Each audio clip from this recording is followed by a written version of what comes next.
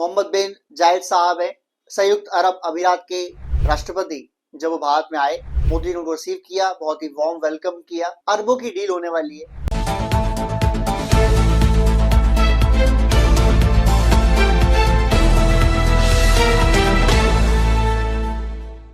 Hello friends, UAE के president Sheikh Mohammad बिन जायद Al Nahyan ये भारत में आ चुके हैं और नरेंद्र मोदी जी जो प्रधानमंत्री हैं भारत के, वो खुद इन्हें रिसीव करने एयरपोर्ट गए। पहली बात, ये अचानक से दौरा क्यों हुआ है यूएई के प्रेसिडेंट का भारत में, और क्या इसके जरूरी कदम है, क्या इसके फायदे होंगे, उसके बारे में आप डिटेल बात करेंगे और पीछे क्या चल रहा है वो बात करेंगे। सबसे पहली बात, जो मोहम्मद बिन जायद साहब हैं, संयुक्त अरब अमीरात के राष्ट्रपति। जब वो भारत में आए, मोदी ने उनको रिसीव किया, बहुत ही वार्म वेलकम किया।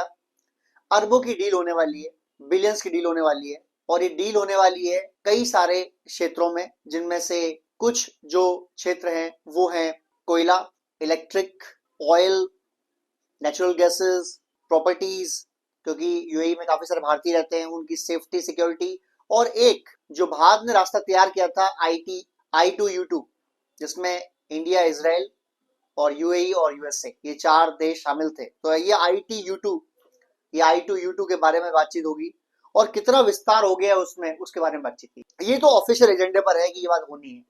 अब जो अनऑफिशियल एजेंडे पर, उन पर बात करते हैं। यूएई की सबसे बड़ी प्रॉब्लम ये है कि सऊदी अरब और पाकिस्तान की जो मित्रता है वो दिन ब दिन इंक्रीज होती जा रही है। मित्रता तो वैसे कहना बुरा होगा, क्योंकि सऊदी अरब का गुलाम है पाकिस्तान। सऊदी अरब के जो क्राउन प्रिंस है MBS मोहम्मद बिन सलमान, उनके जूतों के बराबर की वैल्यू है पाकिस्तान के प्रधानमंत्री की। बहरहाल, एक इस्लामिक नाटो बनाने की कोशिश कर रहे हैं सऊदी अरब के मोहम्मद बिन सलमान, जिसमें वो पाकिस्तान से डील कर चुके हैं कि अगर कोई हमला करता है सऊदी अरबिया पर तो पाकिस्तान हमला मान जाएगा, और पाकिस्तान पे हमला कोई करता है तो सऊदी अरब पर हमला मान जाएगा। इसी में वो तुर्की को शामिल चाहते हैं करना। उनका ऐसा मानना है कि पाकिस्तान के न्यूक्लियस, सऊदी अरब का पैसा और तुर्की के ड्रोन्स एंड मिसाइल्स और फाइटर प्लेन्स जब ये मिल जाएंगे तो ये बहुत बड़ी पावर बना लेंगे अपने आप में, जिसका सामना करना किसी और देश के लिए मुश्किल हो जाएगा। अब आप बोलेंगे, यार इस्लामिक नाटो अगर बना भी लेते हैं तो यूएई तो इस्लामिक कंट्री है और अरब कंट्री है, तो इसमें क्या प्रॉब्लम है? प्रॉब्लम यह है कि सऊदी अरब और यूएई की भी नहीं बनती आपस में। कई जगह ऐसी हैं जहां सऊदी अरब और यूएई आपस में भी लड़ रहे हैं।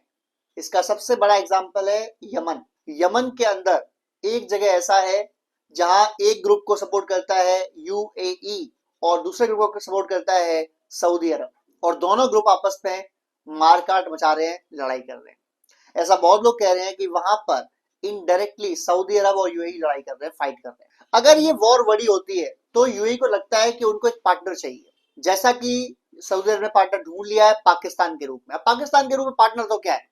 सऊदी अरब का कर्जा है पाकिस्तान के ऊपर, अरबों खरबों का, तो जो सऊदी अरब बोलेगा पाकिस्तान करना पड़ेगा।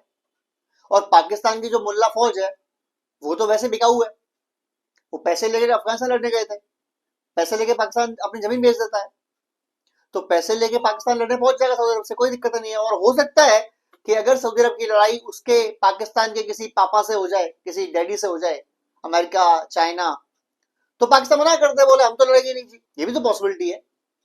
बट बहरहाल, यूएई को लगता है कि ये खतरा है और इस खतरे को रोकने के लिए यूएई को जरूरत है भारत की, और इसीलिए अनप्रेसिडेंशियली, मतलब बिना पहले तय कार्यक्रम के, प्रेसिडेंट मोहम्मद बिन नहयान या फिर मोहम्मद बिन जायद अल नहयान ये भारत में आ गए। और सबसे बड़ा इसमें 3 पॉइंट हैं जिस पर डील होने वाली है।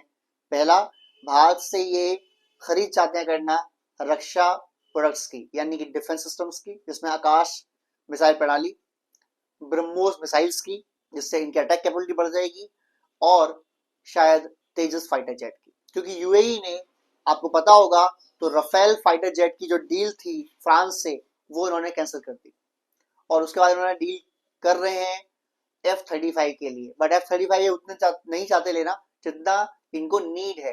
तो इनको एक और नीड है जो 4th जनरेशन फाइटर प्लेन हो या 4.5 जनरेशन फाइटर प्लेन हो, जिसके लिए अब ये तेजस के बारे में बात कर रहे हैं, और सुनने में आ रहा है कि तेजस 1A और तेजस MK2 या तेजस MK1A और तेजस MK2 के बारे में ये बहुत ज्यादा इंटरेस्टेड है।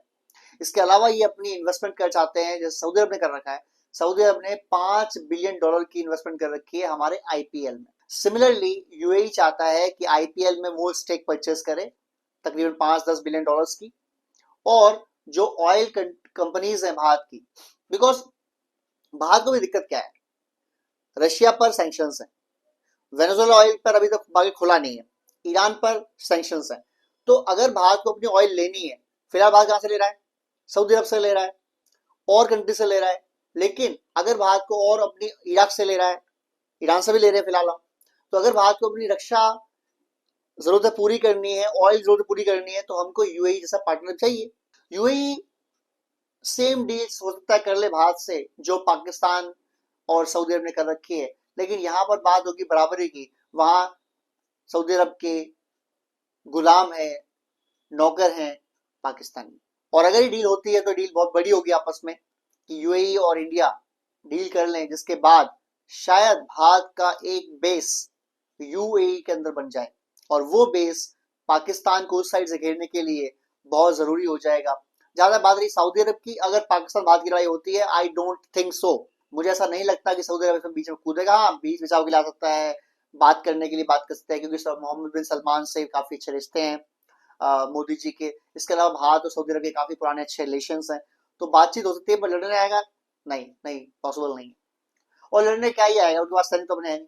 तो यूएई चाहता है कि उनके सैनिकों को बाहर ट्रेनिंग दे, यूएई चाहता है कि उनके यहाँ फौज बाहर डिप्लॉय करे, यूएई चाहता है कि भारत से रक्षा जो प्रणालियां हैं, डिफेंस सिस्टम्स हैं, मिसाइल सिस्टम्स हैं, फाइटर प्लेन्स हैं, वो परचेज करें यूएई वाले, और भारत अपनी सेना यूएई भेज दे, जिसकी पॉसिबिलिटी काफी कम है। अगर लेकिन अगर बेस बन जाता है यूएई के अंदर, तब हम ये कह सकते हैं कि हमें अपने बेस को बचाने के लिए वहां सेना भेजनी पड़ेगी, ना कि यूएई को बचाने के लिए। और क्योंकि हमारी यूएई से डील हो जाएगी इस तरीके से कि यूएई पे कोई अटैक करता है तो अटैक वहां जाएगा भारत के ऊपर, तो जो वहां पर हमारा बेस में सैनिक होंगे वो लड़ेंगे, जाहिर सी बात है। तो ये विन विन हो जाएगी तरीके से कि हमने अपनी सेना भेजी भी नहीं है और भेज भी दी है, बिकॉज हमारी सेना हमारे बेस पर है। अब बेस पर सैनिक कितने होंगे ये तो भेजने वाली कंट्री पे डिपेंड करता है और इसी वाली कंट्री पे डिपेंड करता है।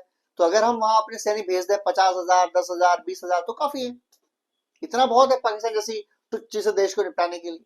बहरहाल इस दौरे पर कड़ी नजरें हैं मेरी, और देखने वाली बात है कि जिस प्रेसिडेंट को खुद मोदी जी लेने गए, रिसीव करने गए, और जिस देश में हमारे 50,000 से ज्यादा लोग रहते हैं, जो देश हमारे बहुत ही क्लोज मित्र देशों में से एक है और हमारे बिजनेस भी आपस में बहुत ज्यादा है, वो अब क्या डील लेके आए भारत के लिए, क्या दोस्ती लेके आए भारत के लिए।